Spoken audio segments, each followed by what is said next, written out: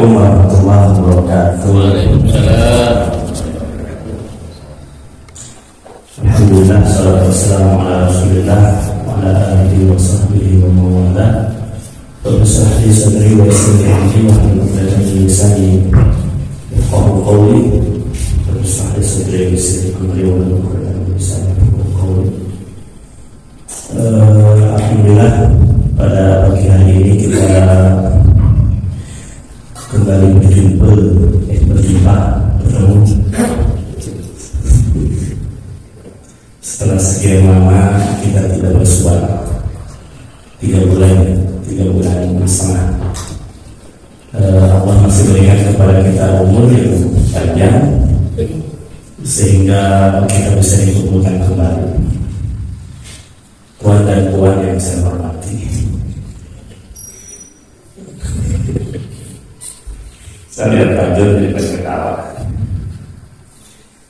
Terakhir kita ketemu Oktober tanggal 1 hari misalnya Oktober tanggal 1 kita bertemu.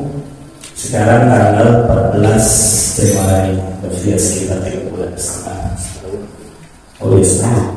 2022 ke 2023 setahun kita tidak ketemu. Alhamdulillah semuanya masih komplit, cuman ada satu hal yang masih mengganjal di hati saya. Kenapa saya belum menikah juga? Kalau boleh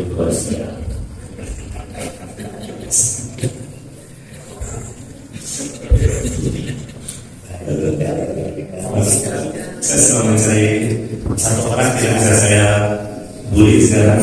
Jadi ada yang paling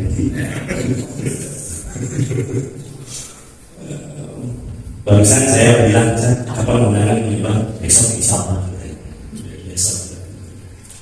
Ya mudah-mudahan segala urusan dimudahkan.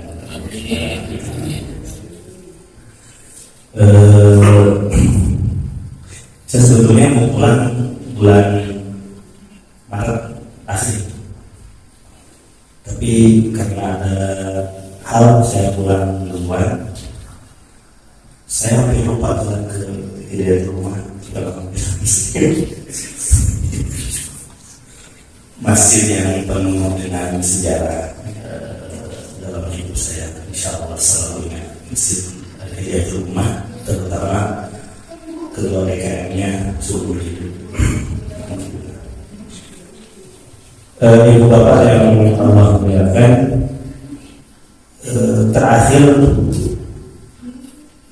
kita menikah babnya bab hilang. Ada hila, ada ila. Kalau hila itu kecuali kalau hila itu sumpah, termasuk dalam materi itu ya. Hila itu sumpah suami kepada istri. Jadi kalau kita melihat dari sejarah dari hubungan laki-laki dan perempuan yang terikat pernikahan, sebetulnya kan kalaulah tidak ada akad nikah, maka tidak ada hubungan apa-apa antara suami istri.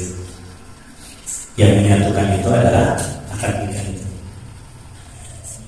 Karena awalnya tidak ada hubungan apa-apa, sehingga berubah total menjadi sesuatu atau sosok yang paling dekat, maka dibutuhkan kalimat yang bisa difahami oleh salah satu pihak.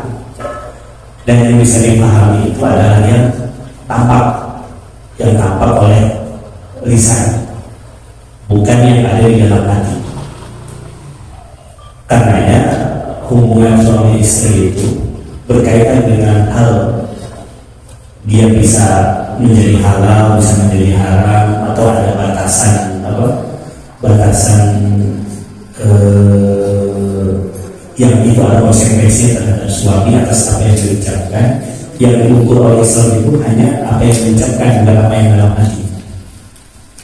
Karena kalau yang dalam hati kan sulit. Bil bawah bulan kita menghukumi apa yang tampak, bukan yang ada di dalam hati. Karena ini kaitannya yang tadinya haram menjadi halal, atau hal-hal lain berkaitan dengan dua insan yang berbeda itu.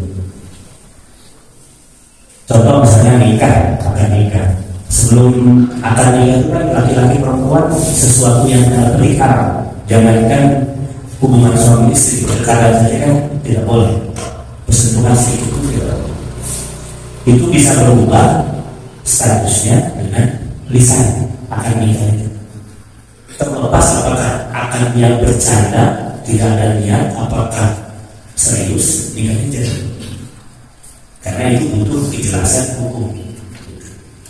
Karena kan ada 3 hal yang candanya ini nikah tahap 7 ya. Nikah tahap 7 itu bicaranya jadi.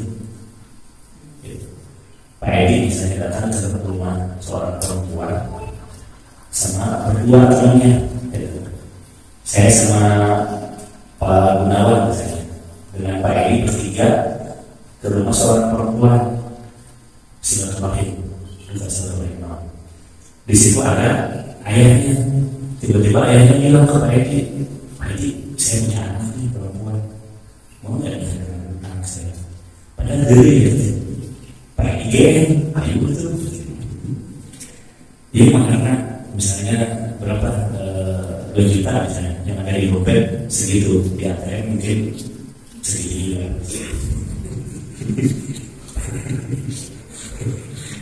Nikahnya jadi kayak gitu. Dan nikahnya. Padahal sejak itu sang istri sudah dibawa tanda petik kuasa kayak gitu. Walaupun gede tidak. Kenapa? Karena walaupun bercanda, semua syaratnya terpenuhi. Pengantin laki-laki, perempuan ada, walinya ada, saksinya 2 ada, maharnya dikasihkan. Itu jadi walaupun niatnya tidak, karena ini menyangkut nasib 2 orang, laki-laki yang perempuan yang tadinya pun juga cerai. Suami hatinya tidak mengatakan akan menceraikan istrinya, tapi hanya canda aja. Lagi canda bilang mah cerai. Padahal itu canda nggak ada niat, jatuh talak tidak, jatuh cerai. Jatuhlah talak saja. Tapi karena ini masa indah masih panjang kan ya. Tiba-tiba malamnya ada hubungan suami istri itu dianggap rujuk, walaupun tidak ada kata rujuk dari suami. Tidak ada kata rujuk dari suami. Nah, ini jadi hubungan laki-laki dan perempuan itu bukan hubungannya main-main, bercanda juga. Jadi salah satunya itu adalah masalah hilang. Tapi ini hilang nanti akan dibawa. Nah, ini hadis yang nomor 1007. Aisyah radhiyallahu ta'ala anha an Nabi sallallahu alaihi wasallam qala rufi'a al-qalam an salatin an an-na'im hatta yastayqid wa yastayqid hatta yakfur wa an al-majnun hatta yaqtul aw yufiq. Dan dari Aisyah radhiyallahu anha dari Nabi sallallahu alaihi wasallam beliau bersabda, pena terangkat dari 3 hal. Dari orang yang sedang tidur sampai dia bangun, dari tidur sampai bangun. Jadi orang yang berbuat dosa ketika tidur itu tidak dicatat sebagai dosa. Kemudian dari anak kecil sampai dia dewasa, orang yang berbuat dosa di waktu kecil dia tidak dicatat sebagai dosa, atau yang meninggalkan kewajiban sebelum balik dia tidak tercatat sebagai dosa. Dan dari orang gila sampai dia berakal atau sadar. Jadi orang gila dia tidak sholat, melakukan kesalahan, maka dia tidak dianggap dosa, tidak dianggap dosa. Nah, ini kondisi seseorang kapan dia mendapatkan konsekuensi atas apa yang dilakukan. Jadi kalau dilakukan dalam 3 hal ini, itu tidak masuk kategori dosa. Orang tidur bikin dosa ada tidak dosa. Tapi kalau betul-betul tidur, orang tidur meninggalkan sholat, gitu. Pak Edi sholat tidur dari jam 10 malam, bangun jam 10 malam lagi, terus setiap sholat tertinggal, itu tidak berdosa. Tapi ketika bangun dia wajib sholat, meninggalkan melakukan apa yang ditinggalkan. Itu mengenai tidur malam. apa mengenai tidur. Kemudian anak kecil sampai dewasa, orang melakukan anak kecil melakukan dosa, maka tidak masuk kategori dosa. Tapi orang tuanya punya kewajiban mengingatkan. Anak kecil tidak sholat termasuk dosa, tapi orang tuanya punya kewajiban untuk mengingatkan. Apalagi sholat ya, sholat itu kan 7 tahun, 7 tahun harus sudah diajar sholat anak 7 tahun. Bahkan 7 tahun kan dari balik jauh ya. Jadi saking pentingnya sholat, anak 7 tahun orang tua harus sudah mengingatkan sholat. Tapi kalau meninggalkan sholat, kita jangan hukum dia, karena masih 7 tahun. Karena perintah Nabi hanya mengingatkan. Artinya kalau orang tua tidak mengajak dia sholat, yang dosa siapa? Orang tua.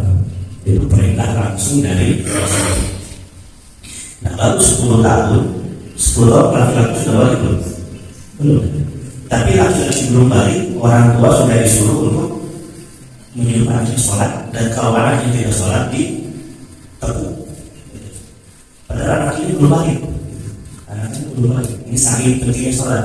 Yang belum balik pun Rasul sudah menyuruh orang tua untuk mengingatkan sholat. Tapi kalau anak ini tidak sholat, tidak berdosa. Hanya Rasul punya kewajiban kalau dia tidak sholat, ingatkan, kasih sentuhan, kasih sayang. Bukan anak itu sholat tapi ini bukan keren. Itu tapi diingatkan, terbukti. Itu anak 10 tahun, dia belum balik, saking pentingnya sholat. Nah, kalau sudah balik dia tetap meninggalkan sholat, maka dosa menjadi milik anaknya. Itu kemudian orang gila sampai dia sadar. Orang gila sampai dia sadar, maka melakukan apapun dia tidak akan tersalahkan. Nah, selanjutnya Imran bin Husain radhiyallahu anhu bahwasanya dia ditanya tentang seorang lelaki yang mentalak istrinya, lalu menunjuknya dan tidak ada saksi. Dia berkata hendaknya dipersaksikan talak dari dunia terhadap istri itu. Nah, kaitannya dengan talak, hadis yang 1007 ini artinya talak itu tidak berlaku dalam 3 kondisi. Kembali ke yang 1007. Jadi lagi tidur, menceraikan istrinya. Oh, saya ceraikan kamu. Lagi tidur, jangan ya. Itu karena sedang tidur. Entah mimpi apa dia sampai mimpi. Mungkin ketika tidur mimpi sesuatu. Atau anak kecil belum balik menceraikan, bukan menceraikan sama. Ini kalau kaitannya orang suka mencerai yang lain ya. Atau suaminya tiba-tiba kehilangan kesadaran atau jadi gila, menceraikan istrinya. Itu talaknya tidak ada. Jadi talak itu harus penuh kesadaran, walaupun bicara tapi tetap jadi. Tapi poinnya itu dia harus dalam kondisi waras, dalam kondisi sadar. Itu talak baru. Dan hak talak itu ada di suami, bukan di istri. Kalau di istri itu namanya khulus, bukan cerai. Makanya kalau di Indonesia itu di pengadilan agama supaya tidak terbuka, istilahnya dibedakan. Kalau suami ke istri itu talak, kalau istri menggugat suami namanya cerai. Istilahnya keluar NCL, nikah, talak, cerai, rujuk. Padahal cerai itu bahasa Arabnya talak. Bahasa Arabnya cerai itu talak. Bukan talak balak, bukan. Bahasa Arab cerai itu talak. Cuma di Indonesia supaya istilahnya dimudahkan, maka talak itu suami kepada istri. Kalau cerai itu gugatan istri kepada suami. Sama dengan ini. Kalau sudah menceraikan istri tapi masih dalam masa iddah, tapi ingin bersatu lagi, namanya apa ya? Rujuk. Tapi pada pengadilan agama dibedakan antara sebelum masa iddah habis dan setelah masa iddah habis. Kalau sebelum masa iddah habis namanya rujuk, tapi kalau setelah masa iddah namanya kembali. Padahal kembali ke bahasa Arabnya rujuk. itu untuk membedakan. Jadi kalau masa indah belum habis itu kan tanpa ada akad nikah, tanpa ada akad nikah, si A menceraikan istrinya B, saya ceraikan kamu, masa indah belum habis, itu bisa langsung tunjuk apakah dengan lisan mah bagian hidup, atau yang kedua walaupun tidak ada ucapan lisan tapi kemudian ada hubungan badan, itu otomatis hidup selama masih dalam masa tidak, tapi tak satu sudah ada. Tapi kalau sudah terjadi masanya habis, maka ketika mau wujud itu harus ada akad nikah seperti awal akad nikah. Nah, di pengadilan agama untuk membedakan mana yang tanpa akad ketika wujud, mana yang setelah akad, mana yang harus akad lagi setelah habis masa idah, dibedakan istilahnya wujud dan kembali. Pada secara bahasa Arab kembali itu bahasa Arabnya adalah nah, hak cerai itu dari suami walaupun bercanda saya ceraikan kamu, jangan tetap. Tapi kalau istri bilang 1000 kali saya ceraikan di depan suami, gaya tetap yang pasti capek, ceraikan tapi tak aja. Istri itu istilahnya bukan, yang namanya bukan berarti ada pihak ketiga. Pihak ketiganya dulu khalifah, sekarang pengadilan agama. Nah, di situ baru hakim menimbang ini syarat-syarat bercerainya terpenuhi atau tidak. Di buku nikah, saya buku nikahnya cuma punya satu, nggak tahu kalau pakai berapa.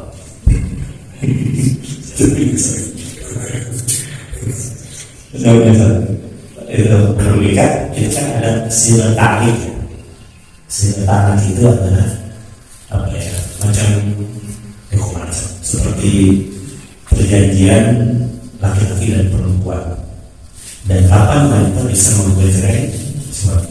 Salah satu di antara itu adalah kalau suami hilang begitu saja, tidak ada kabar. Itu disebutkan tidak di daratan 6 bulan di lautan. Jadi kalau suami tidak ada kabar dalam 3 bulan, tapi diprediksikan dia masih di daratan, hilang itu di daratan, maka ada waktu 3 bulan. 3 bulan tidak ada kabar, maka istri boleh bukan cerai. Karena berarti dalam 3 bulan ini istri tidak dinafkahi, dan ketika istri tidak dinafkahi, istri punya hak untuk menggugat. Kalau dilakukan, suaminya hilang, pergi, tapi digugat menurut kebiasaannya, dia itu suka terlalu pancing atau apa gitu. 6 bulan tidak kembali, otomatis tidak ada nafkah. Nah, maka istri boleh bercerai. Pertanyaannya, kenapa dilakukan lebih lama? Ini ada yang bilang karena nyarinya susah gitu. Mungkin ada di samudra mana, maka itu diperpanjang. Nah, itu 3 bulan dan 6 bulan. Itu salah satu alasan istri boleh gugat cerai suami. Itu hanya salah satu, atau mungkin ada yang lain. Suami cerai ke suami mampu melakukan, suami selingkuh, dan itu ada bukti kuat, itu istri boleh menggugat cerai suami. Tapi kalau tidak ada alasan yang oleh syariat dibetulkan, istri gugat cerai suami, istri dosa besar. Istri dosa besar. Bisnis misalnya, kan pasang surut ya bisnis itu. Ketika bisnis lebih bagus, sedia mendampingi. Ketika agak sulit, gugat cerai. Nah, itu masuk kategori gugat yang diharamkan dalam Islam, istri berdosa. Tapi kalau sudah kaitannya dengan syariat, maka istri punya hak gugat cerai kepada suami.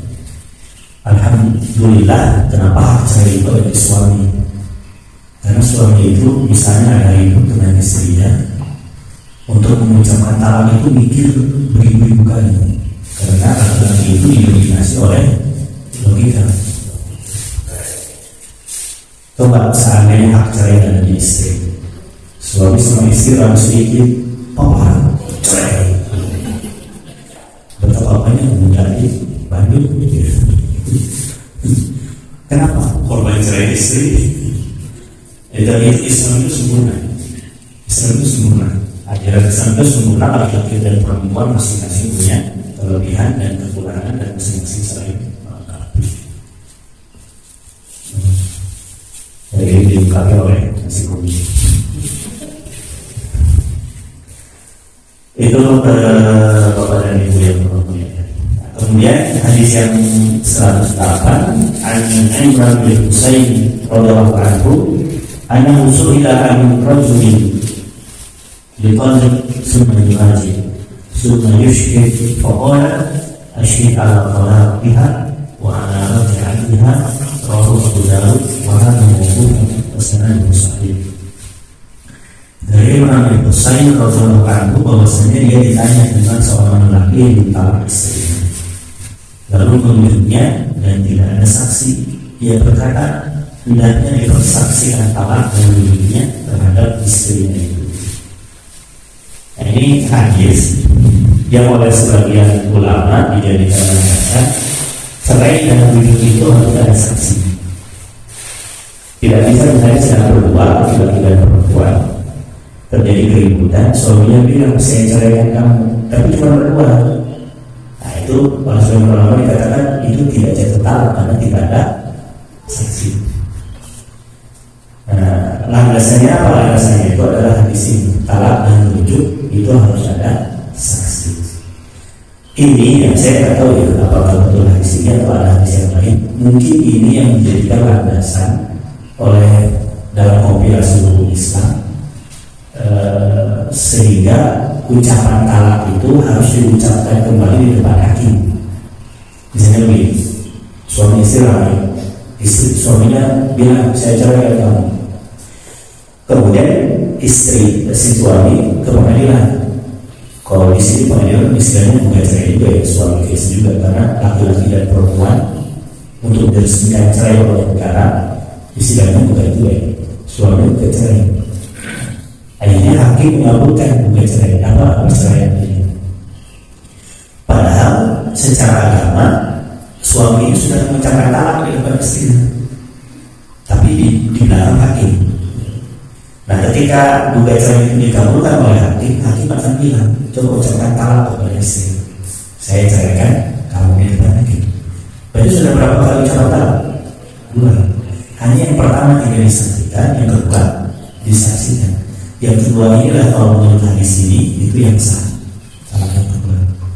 Yang pertama tidak, karena tidak ada saksi. Artinya ketika akad nikah itu diundang banyak orang sehingga orang tahu bahwasanya keduanya ini menjadi sah yang halal dengan adanya walimah dan adanya akad nikah, maka pemisahannya pun harus ada saksi. Kalau dalam konteks sekarang itu adalah hakim. Maka berarti dalam hal ini cerai diam-diam hanya laki-laki perempuan yang tahu, maka talak itu tidak jatuh. Tapi kalau melihat penjelasan Imam As-San'ani, beliau menjelaskan bahwasanya talak itu tetap jatuh walaupun tidak ada saksi, karena itu akan antara laki-laki dan perempuan. Walaupun tidak ada saksi, pemberitahuan itu bisa berlangsung atau bisa diumumkan setelah talak itu jatuh. Jadi tidak harus orang menyaksikan suami bilang kepada istrinya saya ceraikan kamu. Nah, tidak pendapat yang kedua ini mengartikan hadis ini bahwasanya saksi di sini tidak berarti harus menyaksikan langsung, tapi diumumkan oleh 2 orang insan laki-laki perempuan ini bahwasanya keduanya sudah pisah. Itu jatuh talak.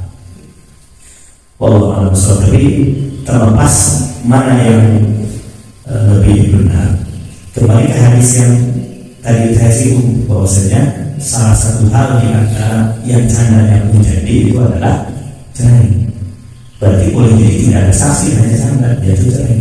Maka kehati-hatian, apakah ada saksi, apakah tidak, lebih baik jangan sampai mengucapkan cerai dari lisan suami. khawatir secara syariat dia sudah jadi. Nah, jadi harus hati-hati mengucapkan cerai. Bahkan sebisa mungkin jangan diucapkan. Memang itu halal, cerai itu halal. Bahkan boleh jadi cerai itu solusi. Tidak semuanya cerai itu negatif. Rasul pun kan menceraikan salah satu istrinya. Atau sahabat Nabi juga ada yang banyak yang menceraikan istrinya. Karena boleh jadi itu adalah solusi bukan hanya bagi suami tapi juga bagi istri. Kalau sudah tidak bisa diaturkan daripada masing-masing nambah dosa, cerai itu adalah solusi. Tapi itu adalah yang terakhir. Selama masih bisa disatukan.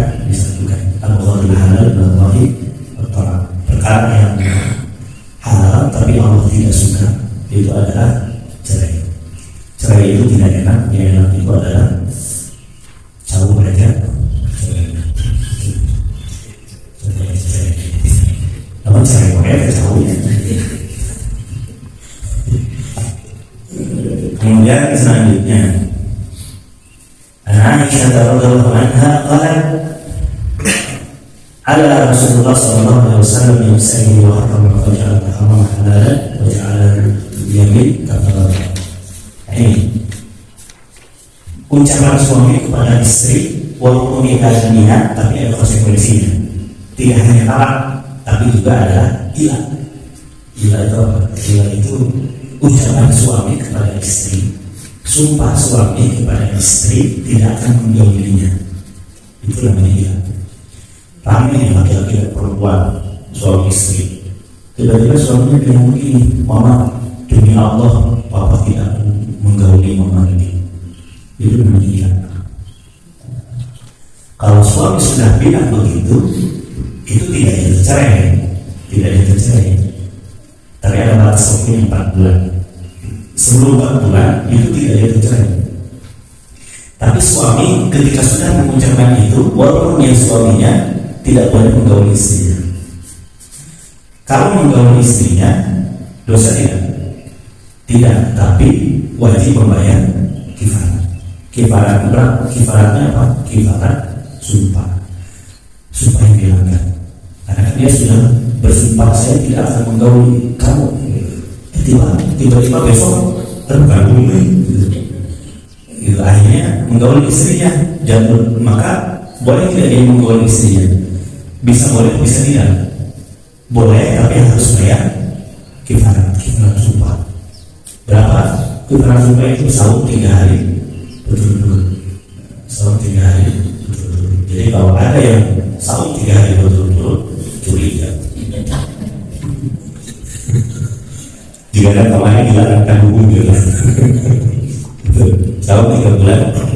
3 hari. Iya, 3 hari maksudnya. Ternyata alhamdulillah pas dia memperhatikan. Sahur 3 hari betul-betul 3 bulan selama. Untuk saya baru 3 tahun. Sahur 3 hari betul-betul itu sumpah. Nah, kalau dia tidak mau membayar kifarat, dia jangan menggauli istrinya. Tapi itu dikasih waktu 4 bulan. Suami bilang ke istrinya, saya tidak akan menggauli kamu. Dikasih waktu 4 bulan. Kalau jatuh bulan keempat, maka suami diberikan 2 pilihan: menggauli istrinya kemudian membayar kifarat atau menceraikan istrinya. Jadi ya betul aku pernikahan tapi saling diam, itu kan saling menyiksa bagi 2 belah pihak. Di situ Islam membatasi mau ketika 4 bulan ya, mau menggauli istrinya tapi bayar kifarat, artinya aku lagi dengan istrinya, ataukah cerai. Tapi cerainya kalau cerai itu baru talak 1, bukan talak 3. Itu mengenai gila. Nah, ternyata di sini pun Nabi Rasulullah SAW telah bersumpah untuk tidak mencampuri istri-istrinya dan mengharamkan mereka dan menjadikan halal perkara yang haram. Dan ini ada yang mengatakan ini sumpahnya Rasul kepada Zainab, yang juga menjadi sebab turunnya surat At-Tahrim. Ya ayuhan Nabi lima tuharrimu ma ahallallah lak, wahai Nabi kenapa engkau mengharamkan mengorbankan dirimu atas sesuatu yang halal bagimu. Jadi kan di awalnya dengan apa, kecemburuan antar istri. Jadi Rasul sering datang ke rumah Zainab, kemudian istrinya Aisyah cemburu. Jadi Aisyah itu cemburu. Itu kebayang istri Nabi aja saling cemburu. Makanya poligami itu berat, kecuali bagi yang sukses melakukannya. Tapi saya cukup satu. Di Bandung nggak cukup satu. Di Malaysia rahasia. Di Malaysia itu angka perceraiannya tinggi. Malaysia itu angka perceraiannya tinggi di Malaysia. Gugatan cerai istri kepada suami itu tinggi. Malaysia itu. Itulah yang penyebabnya saya suka pulang khawatir. Khawatir. Nggak percaya. Bukan, saya kan di sana sudah 3 bulan. Si Muhammad kan 3 bulan ya. Tapi kan saya di sana tetap melakukan. Jadi pulang karena kuliahnya ternyata sudah bisa online. Jadi setengah offline, setengah lagi online. Akhirnya balik ke Indonesia karena bagaimanapun juga yang kayak tadi ada mati. Kalau jantung ini dibelah, isinya adalah ganja. Saya nanya dari dosen-dosen, ini orang Indonesia jadi dosen di sana kan relatif lebih sejahtera. Tapi ketika kumpul masyarakat Indonesia itu dosen-dosen yang sudah 10 tahun misalnya, itu bilang begini, jangan melihat hidup di sini itu lebih sejahtera kalau kalian tahu dada yang dibuka istrinya pulang kampung, istrinya itu pulang kampung. Karena memang lebih enak hidup di Inggris ini walaupun susah. BBM kan mahal ya, 10.000 ya per tahun. Di sana per itu orang 90, di sana orang 96 pertama turbo, di atas pertama 95 ya. Jadi 96 itu harganya di rupiah kan cuma 7.500. Cuma 7.500. Di sana jalan mulus gitu. Makanya saya pas pulang ke Bandung, jalan bawa mobil.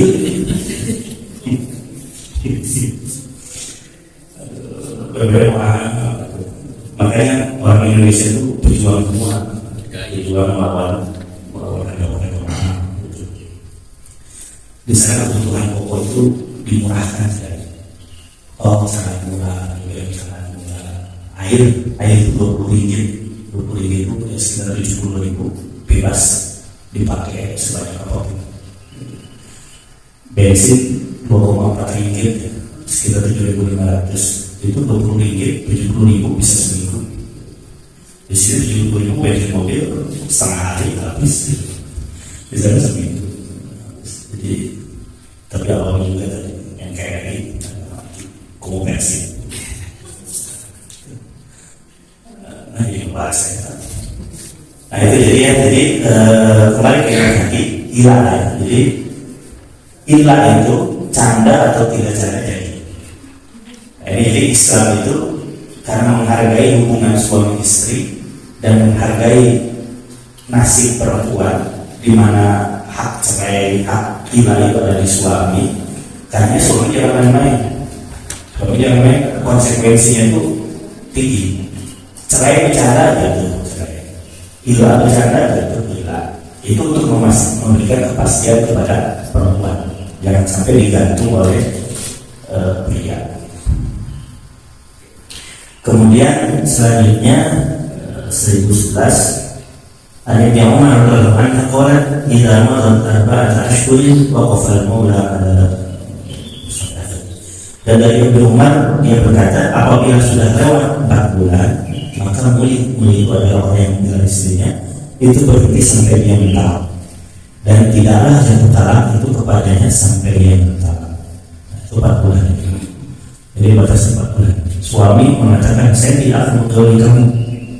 Dalam 4 bulan tidak ada hubungan suami istri, suami harus memilih menggauli istrinya, memuliakan istrinya, ataukah menceraikan. Jangan menggantung suami istri. Pas ya diem 2 tahun gitu, tapi tidak mental istrinya, itu kan kasihan. Tidak ada kepastian pada istri, maka dibatasi 4 bulan. Kenapa 4 bulan?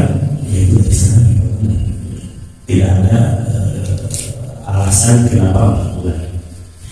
Tapi mungkin ini juga yang menjadi landasan Umar bin Khattab ketika Umar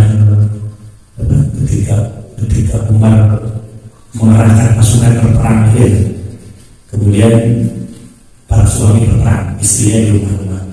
Kemudian Umar Khalifah ini mengontrol istri-istri para pejuang itu. Keluar seorang wanita menjumpai Khalifah. Kata istri ini, wahai Khalifah, suami saya sudah lama meninggalkan saya. Kalau bukan karena iman kami kepada Allah, ranjang ini akan bergoyang. Tapi itu semua tidak kami lakukan karena kami takut kepada Allah. Ketika itulah kemudian Umar mengambil istihad untuk merolling jadwal perang para suami. Waktunya berapa? 4 bulan. Jadi para suami yang sudah meninggal istri 4 bulan harus kembali menjumpai istri. Mungkin hadis ini yang menjadikan landasan bagi Umar bahwasanya tidak boleh ada perpisahan suami istri yang begitu lama, lebih daripada 4 bulan. Wallahu a'lam.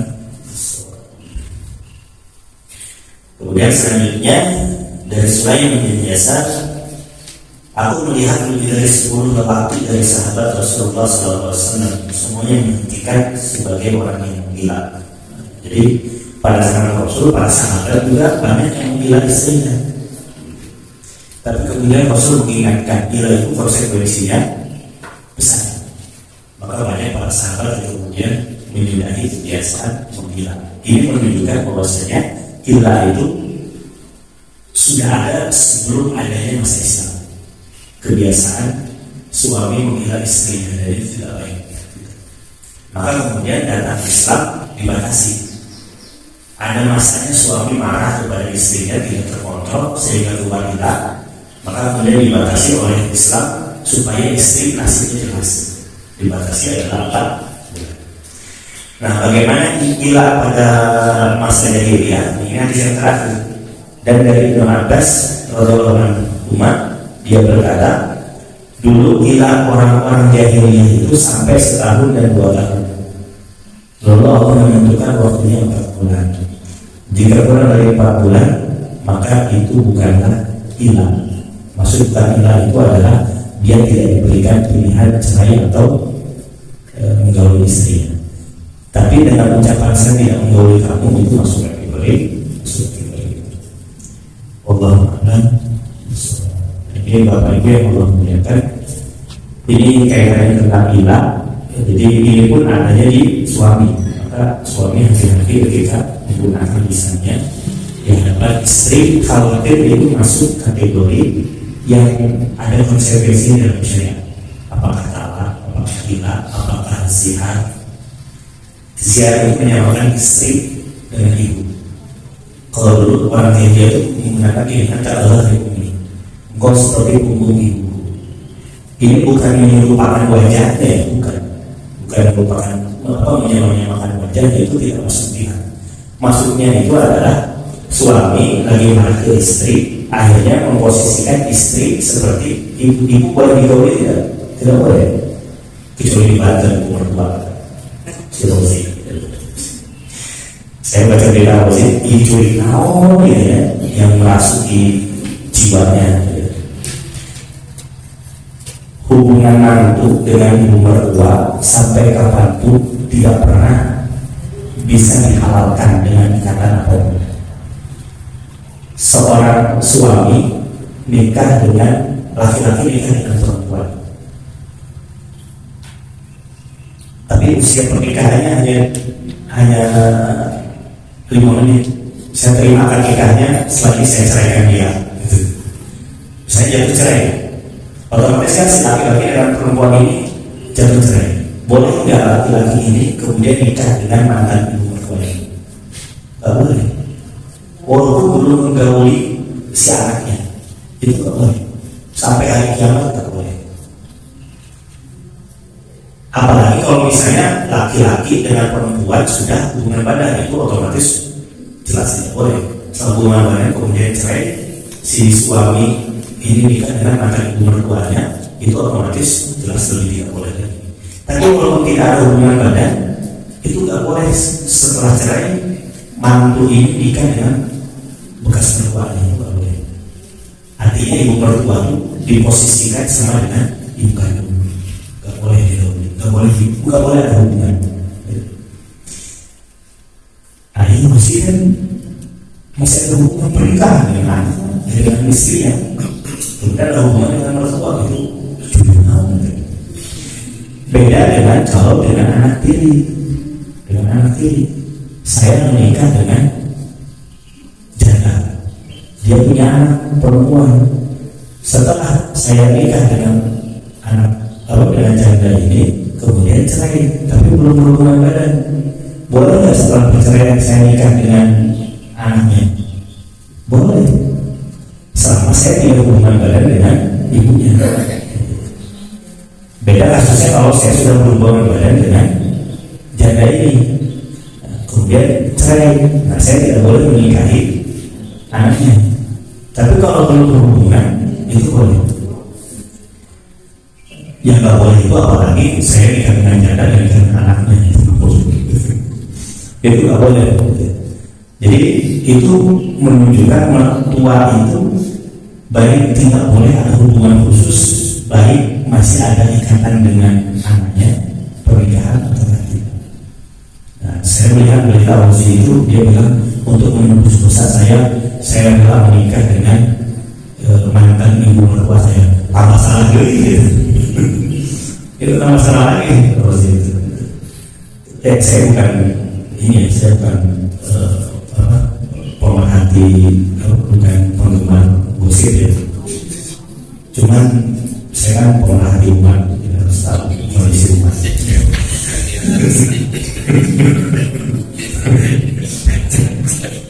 So kondisi umat, ternyata umat ini ada yang tidak boleh lebih. Nah ini kembali yang tadi, jadi si istri itu harus diberikan kepastian 4 bulan itu masa hilangnya. Wallahu a'lam.